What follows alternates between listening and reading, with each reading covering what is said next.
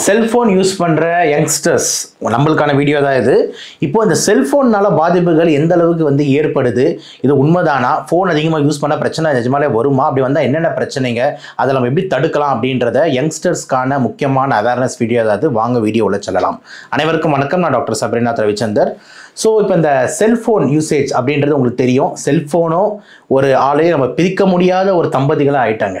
ஒரு husband wife அப்படின்னா கூட பிரிஞ்சிடுறாங்க. ஆனால் ஒரு ஆளும் ஒரு செல்ஃபோனோ வந்துட்டு பிரிக்கவே முடியாத மாதிரி இருக்குது. ஏன்னா செல்ஃபோன் வந்து நம்மளோட இயல்பு வாழ்க்கைக்கு அந்தளவுக்கு ஒரு முக்கியமான ஒரு விஷயமா இருக்குன்னு வச்சுக்கோங்களேன். இப்போ ஒரு ஃபோனில் பார்க்குற ஆரம்பித்து ஒரு ஃபோட்டோலேருந்து நம்ம யூஸ் பண்ணுற ஆப்ஸ்லேருந்து எல்லாமே பாருங்கள் செல்ஃபோன் மயமாகவே இருக்குது. அது வந்து காலத்தின் சூழல், நம்ம அதை குறை சொல்ல முடியாது. சரி, இப்போ செல்ஃபோன்னால நிஜமால பிரச்சனை வருமா சார், என்னென்ன பிரச்சனை அப்படின்னு நம்ம பேசுகிறதுக்கு முன்னாடி ஒரு சின்னதாக வந்துட்டு ஒரு குட்டி கதை. இப்போது ஒரு ரீசெண்டாக ஒரு போன வாரத்தில் ஒரு அம்மா வந்திருந்தாங்க. அவங்க வந்து பார்த்திங்கன்னா அவங்க பையனுக்கு வந்து என்ன பிரச்சனை அப்படின்னா, வாரம் இல்லைன்னா வாரத்தில் 2 வாட்டி வந்து இந்த காக்கா வலிப்புன்னு சொல்லுவாங்கள்ல, சீஜஸ் இந்த மாதிரி எடுத்துகிட்டு வருது, அந்த மாதிரி வருது. என்ன ரீசன்னே தெரியல. அவங்க வந்து ஒரு நியூராலஜிஸ்ட், அதாவது ஒரு நரம்பியல் டாக்டர் போய் பார்க்குறாங்க. நரம்பியல் டாக்டர் வந்து கிட்டத்தட்ட வந்துட்டு எல்லா டெஸ்ட்டும் எடுத்து பார்க்குறாரு. எம்ஆர்ஐ பிரெயினில் ஆரம்பித்து, சிடியில் ஆரம்பித்து, இஇஜின்னு சொல்லுவாங்க, எலக்ட்ரோ என்செஃபலோகிராம், எல்லாமே எடுத்து பார்க்குறாங்க. எல்லாமே பார்த்தீங்கன்னா நார்மல். மூளையில் கட்டி கிடையாது, ஒன்றும் கிடையாது. காது நல்லா இருக்குது, காதில் போகிற நரம்பு நல்லா இருக்குது, இஇஜி நல்லா இருக்குது, எல்லாமே நார்மலாக இருக்குது. ஆனால் வந்து இந்த காக்கா வலிப்புக்கான ரீசன்ஸே கண்டுபிடிக்க முடியல. மெட்டபாலிக் டிஸார்டர்ஸு, சோடியம் கம்மியாக இருக்கா, அது இருக்கா, பொட்டாசியம் அதிகமாக இருக்கா, கால்சியம் பிரச்சனையா, என்ன நம்ம பாசிபிள் இருக்கோ எல்லாமே பார்க்குறாங்க. எல்லாமே வந்து பார்த்திங்கன்னா வந்துட்டு நார்மலாக இருக்குது. ஆனால் அப்போ தான் வந்துட்டு ஹிஸ்ட்ரிஸ், அதாவது இந்த பேஷண்ட்டை பற்றி அதிகமாக வந்து கேட்கும் போது அப்போ தான் திருதிருக்கும் ஒரு சில தகவல்கள்லாம் அந்த அம்மா தராங்க. என்ன தராங்க அப்படின்னா, சார் கிட்டத்தட்ட அவன் வந்து வேலைக்கும் பெருசாக வந்து போகிறதில்ல, ரூம்லேயே தான் இருக்கான், வீட்லேயே தான் இருக்கான். 24 மணி நேரமும் பார்த்தீங்கன்னா அந்த காதில் ஹெட்செட்டை மாட்டிக்கிட்டு அந்த ஃபோன்லேயே தான் சார் இருக்கான். ஏதோ கேம் ஆடுறான், இல்லைனா ஏதாவது ஒரு படம் பார்க்குறான். நைட் ஆனால் தூங்குறது இல்லை. அவன் தூங்குறதுக்கு 4 மணி ஆகுது. திருப்பி ஒரு 8-9 மணிக்கு எழுந்துச்சு திருப்பி ஃபோனை நோண்ட ஆரம்பிச்சிடுறான். கிட்டத்தட்ட 24 மணி நேரம், ஒரு 4 மணி நேரம் தூக்கத்தை தாண்டி 24 ஹவர்ஸ் வந்து பார்த்தீங்கன்னா அந்த ஃபோனில் மட்டும்தான் சார் இருக்கான். அப்படின்றது மட்டும்தான் அந்த கேஸில் இருக்கிற ஒரே ஒரு பாசிட்டிவ் ஹிஸ்ட்ரி. இப்போ இந்த கேஸை வச்சு நம்ம என்ன பார்க்குறோம் அப்படின்னு பார்த்தீங்கன்னா, ஒருத்தருக்கு எல்லா உறுப்புமே நல்லா இருக்குது, ஆனால் திடீர்னு காக்கா வலிப்பு மட்டும் இருக்குது. அப்போ நம்ம எதை ப்ளேம் பண்ண முடியும் போது, நீங்கள் நிறைய ஆர்டிகல்ஸ் வந்து நீங்கள் சர்ச் பண்ணி பாருங்கள். உங்ககிட்ட எல்லார்கிட்டையும் கூகுள் இருக்குது, நீங்கள் சர்ச் பண்ணி பாருங்கள். பப்மெட் அப்படின்னு ஒரு சர்ச் பண்ணி பாருங்கள். ரேடியேஷன்னால சீஜர்ஸ் வருமா, அதாவது ரேடியேஷன் கதிர்வீழ்ச்சினால உங்களுக்கு வந்து காக்கா வலிப்பு வருமா அப்படின்னு பார்த்தீங்கன்னா நிறைய கேஸ் ரிப்போர்ட்ஸ் இருக்குது. அப்போது இந்த பையனுக்கு வந்து அந்த டாக்டரை வந்து என்ன சொல்கிறாருன்னா, இப்போ அந்த கதிர்வீழ்ச்சிகள் செல்ஃபோன் யூசேஜ் ஓவராக இருக்கிறதே வந்து ஒரு இஷ்யூ தான்ப்பா. ஒன்று. ரெண்டாவது பாருங்கள், இந்த செல்ஃபோன்னால அவன் ரொம்ப நேரம் வந்து தூங்காமே இருக்கான். அப்போ ஸ்ட்ரெஸ்ஸு தூங்காமல் அதிகமாகுது, இதுவும் ஒரு இஷ்யூ தான்ப்பா அப்படின்றத வந்து சொல்கிறாங்க. நைட்டு ஃபுல்லாக அவங்க அம்மா சொல்கிறாங்க, இந்த ஹெட்செட் மாட்டிக்கிட்டு டங்கு டங்கு டங்கு டங்கு டங்குன்னு பாட்டு கேட்டுக்கிட்டு இருக்கான். அந்த லவுடு மியூசிக் கேட்குறது. அப்போது அந்த சென்சரி வெஸ்டிபுலோ காக்லியர் நர்வ்லாம் டம்மு டம்மு டம்மு டம்னு அடித்து பிரெயினுக்கு போயிட்டே இருக்குது. அப்படின்னும் போது கண்டிப்பாக உங்களுக்கு வந்து இந்த நரம்பியல் வந்து வீக் ஆகுது, நரம்பியல் தொந்தரவுகள் வருது. கண்டிப்பாக இந்த சீஜர்ஸ், காக்கா வலிப்பு வர்றதுக்கு வாய்ப்பு அந்த கேஸில் இருக்குது. நானே வந்து அந்த அம்மா கிட்ட என்கிட்ட செகண்ட் ஒரு ஒப்பீனியனுக்காக வந்திருந்தாங்க, கொஞ்சம் வேறு ஒரு இஷ்யூக்காக. அப்போ பேசினாங்க. அப்போ சொன்னேன், கண்டிப்பாக சான்ஸ் இருக்குதா, நம்ம எல்லாமே நம்ம ரூல் அவுட் பண்ணிட்டோம்னா கண்டிப்பாக அவன் லைஃப் ஸ்டைலை மாற்றி தானே ஆகணும் அப்படின்ட்டு. அப்போ இதுலேருந்து நம்மளுக்கு என்ன தெரியுதுன்னா, செல்ஃபோனோட ஓவர் யூசேஜ் வந்து நிறைய ப்ராப்ளம்ஸை உண்டாக்குது. அப்போ என்னென்ன சார் ப்ராப்ளம்ஸ் அப்படின்ற மாதிரி எடுத்துக்கிட்டால், நான் எப்படி பிரிக்கிறேன்னா 3 விஷயமாக பிரிக்கிறேன். 1 பார்க்கறதுனால, 2 கேட்கறதுனால, 3 இந்த கதிர்வீழ்ச்சினால அப்படின்ற மாதிரி 3 டிஃப்ரெண்ட் ஆங்கிளில் வந்து இந்த செல்ஃபோன் ப்ராப்ளம்ஸை பார்க்குறேன். 1 பார்க்கறதுனால அப்படின்னு எடுத்துக்கிட்டோம்னா, இப்போ எக்ஸாம்பிள் வந்து ஒரு செல்ஃபோன் ஒருத்தர் உட்காந்து பார்த்துக்கிட்டே இருக்காங்கன்னு யோசிச்சு பாருங்களேன். அப்போ நம்ம என்ன பண்ணுவோம், இன்னிப்பாக பார்ப்போம், நல்லா அப்படியே கண்ணை விரித்து பார்த்துக்கிட்டு இருப்போம். அப்படி பார்த்துக்கிட்டு இருக்கும்போது என்ன ஆகுதுன்னா, ஒருத்தவங்க வந்து இந்த கண் சிமிட்டுறாங்க தெரியுமா. நார்மலாகவே ஒரு நிமிஷத்துக்கு வந்து பார்த்தீங்கன்னா ஒரு 20 30 வாட்டி கண்ணை நம்மளுக்கே தெரியாமல் நம்ம சிமிட்டிடுவோம். ஆனால் இந்த பார்த்துக்கிட்டே இருக்கும் போது இந்த கண் சிமிட்டுறது குறையுது. அப்போ கண் சிமிட்டுறது குறையும் போது அந்த கண் ட்ரை ஆகுது. அது பேர் தான் கார்னியல் ட்ரைனஸ். அப்போ என்ன ஆகுது, கன்ஜங்டிவ் ட்ரைனஸ் ஆகும்போது என்ன ஆகுதுன்னா, அவன் இப்படி போட்டு நசுக்குவான், பண்ண ஆரம்பிப்பான்.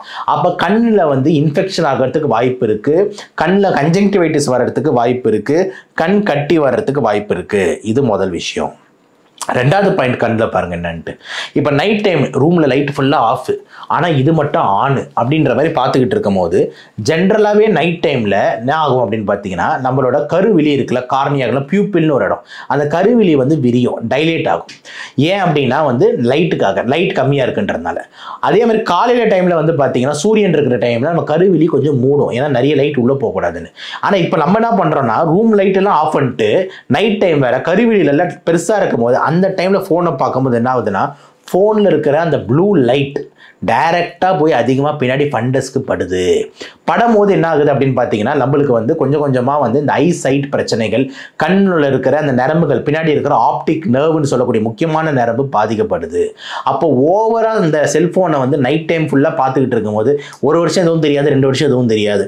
ஆனால் பல வருஷங்கள் போகும்போது பார்த்தீங்கன்னா பிரச்சனைகள் கண்டிப்பாக வர வாய்ப்பு இருக்குது. ஸோ அதனால தான் சொல்கிறேன், பார்க்கறது ரிலேட்டடாக இந்த மாதிரி பிரச்சனைகள் நம்மளுக்கு வருது.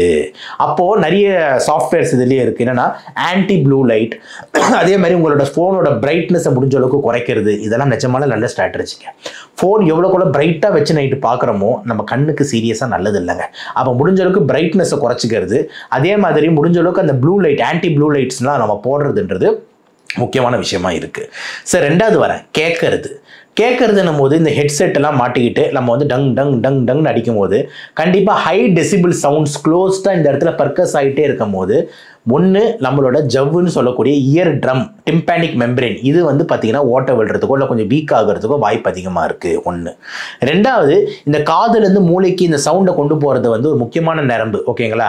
ஸோ அதுதான் இந்த வெஸ்டிபுலோ காக்லியர் நர்வ் அப்படின்ற மாதிரி சொல்லுவோம். இந்த நரம்பு நாள் படையில் கொஞ்சம் வீக்காக வாய்ப்பு இருக்குது. அப்போது காது ரிலேட்டடாகவும் நம்மளுக்கு பிரச்சனை வந்து வருது இந்த ஹை சவுண்ட்ஸ்னால. இது வந்து ரெண்டாவது முக்கியம். மூணாவது, இந்த ஃபோனை வந்து அப்படியே பக்கத்துலேயே வச்சுக்கிட்டு எப்பவுமே பார்த்துக்கிட்டு கேட்டுக்கிட்டு இருக்கும் போது கண்டிப்பாக உங்களுக்கே தெரியும் மைக்ரோ ரேடியேஷன்ஸ் போயிட்டு வருது. அப்படி போயிட்டு வரும்போது ரொம்ப ரேராக பார்த்தீங்கன்னா, நான் சொல்கிற மாதிரி இப்போ ஒரு கேஸ் எக்ஸ்பிளைன் பண்ணலை, திடீர்னு காக்கா வலிப்பு, தலைவலி, ஓகேங்களா, அதுக்கப்புறம் கொஞ்சம் லைட்டாக தலை சுத்தல், இந்த மாதிரியான எஃபெக்ட்ஸும் வர்றதுக்கு நம்மளுக்கு வாய்ப்பு இருக்குது. ஸோ நான் யங்ஸ்டருக்கு சொல்ல வேண்டிய விஷயம் என்னென்னா, செல்ஃபோன்னால் இந்த மாதிரியான பார்க்கறது கேட்கறது ரேடியேஷன்னால் வரக்கூடிய சைடு எஃபெக்ட்ஸ் இருக்குது அப்படின்றதுனால செல்ஃபோனை விட்டுற சொல்கிறீங்களா அப்படின்ற மாதிரி யங்ஸ்டர்ஸ் கேட்பாங்க. நான் அப்படி சொல்லவே கிடையாது. அப்போ நான் என்ன சொல்கிறேன்னா, தேவைக்கேற்ப அப்படின்ற மாதிரி ஒரு கான்செப்டை ஏன் நம்ம இன்ட்ரடியூஸ் பண்ணக்கூடாது அப்படின்றதான் நம்ம கான்செப்டாக இருக்குது. அப்போ தேவைக்கேற்பனும் போது நான் திருப்பி சொல்கிற மாதிரி, ஏன் இது தூங்கும் போது 10:30 11க்கு ஏன் இந்த ஃபோனை நம்ம பெட்ரூமுக்கு கொண்டு போகணும்? ஏன் இதை நம்ம வெளியே சார்ஜ் போட்டு போக முடியாது? அப்போ ரூமில் வந்து பார்த்தீங்கன்னா இந்த ஃபோன் இல்லைன்னா உங்களுக்கு தூக்கம் நிம்மதியாக வரும். ஃபோன் இருந்தால் நம்மளுக்கே வந்து ஏதாவது பார்த்துக்கிட்டே இருக்கணும்னு தோணும், ஏதாவது நம்ம படம் பார்ப்போம், இல்லைனா ஏதாவது நோண்டிக்கிட்டு இருப்போம், ஏதாவது சேட் பண்ணிக்கிட்டு இருப்போம். அப்போ வந்து பார்த்தீங்கன்னா இந்த பார்க்குற கேட்குற ரேடியேஷன் இதெல்லாம் ப்ராப்ளம் வருது இல்லை. அப்போ வந்து பார்த்தீங்கன்னா முடிஞ்ச அளவுக்கு செல்ஃபோன் யூசேஜை நம்ம குறைக்கிறது நல்லது. இதில் எந்த மாற்று கருத்தும் கிடையாது. அதனால் வந்து ஃபோன் கண்டிப்பாக தேவை. நம்ம சராசரி லைஃபுக்கு மெயிலில் ஆரம்பித்து ஒருத்தவங்களுக்கு மெசேஜ் பண்ணுறது ஆரம்பித்து ஒரு கான்டாக்டை எல்லாமே ஈஸி ஆக்கியிருக்கா அப்படின்னு கேட்டிங்கன்னா, ஆம், இதோட அட்வான்டேஜஸ் ரொம்ப ரொம்ப ரொம்ப ரொம்ப அதிகம், ரொம்ப யூஸ்ஃபுல்லான கருவி அப்படின்றது தான் வந்து இதோட சாதகமே அப்படின்றதுல மாற்று கருத்து இல்லை. அதுக்குன்னு பாதகத்தை பற்றி பேசவே கூடாதா அப்படின்ற மாதிரி எடுத்தோம் அப்படின்னா கண்டிப்பாக இந்த மாதிரி கொஞ்சம் பாதகங்கள் இருக்கு. ஸோ ஒரு நடுநிலையாளராக, ஓகேங்களா, இந்த டிபேட் பட்டிமன்றம் நடத்துவாங்களா, ஒரு சைடு செல்ஃபோன் சாதகமா பாதகமா அப்படின்ற மாதிரி ஒரு டாபிக் எடுத்தோம் அப்படின்னா நம்மளோட ஆன்சர் என்னவா இருக்குன்னா, கண்டிப்பாக சாதகமேன்றதுல டவுட்டே கிடையாது. ஆனால் ஒரு சில சின்ன சின்ன பாதகங்கள் இருக்கு. இந்த மாதிரி சைடு எஃபெக்ட்ஸ் நம்மளுக்கு வரக்கூடாதுன்னும் போது அதை தேவைக்கேற்ப ஏன் நம்ம யூஸ் பண்ணிக்க கூடாதுன்றது தான் நம்மளோட ஆன்சராக இருக்கு. இந்த வீடியோவை கண்டிப்பாக உங்களுக்கெல்லாம் பிடிச்சிருக்கோம் நம்புறேன். தயவு செஞ்சு இந்த மாதிரி விழிப்புணர்வு வீடியோவை வந்து இருக்கிற யங்ஸ்டர்ஸ், நிறைய அம்மாக்கள்லாம் பார்க்குறீங்க, உங்கள் பசங்களுக்கெல்லாம் ஃபார்வர்ட் பண்ணுங்கள். ஸோ தட் அவங்களும் அந்த ஃபோன்ஸ் ரிலேட்டடாக இவ்வளோ இது இருக்குன்னு சொல்லிட்டு ஒரு 100ல் ஒருத்தர் திருந்தினா கூட நம்மளுக்கு வெற்றி தானே. இவ்வளோதான் நம்ம கான்செப்ட். நல்ல விஷயத்தை கொண்டு போய் சேர்க்குறோம். அதை நீங்களும் வந்து ஒரு உறுதுணையாக வந்து எல்லாருக்கும் சொல்லுங்கள். ஒரு 2-3 பேர் திருந்தி அவங்க லைஃப்பில் ஒரு சின்ன மாற்றம் வந்தாலும் நம்மளுக்கு அது சந்தோஷம் தான். இந்த வீடியோ பிடிச்சிருக்கோம் நம்புறேன். இன்னொரு வீடியோவில் சந்திப்போம். நன்றி, வணக்கம்.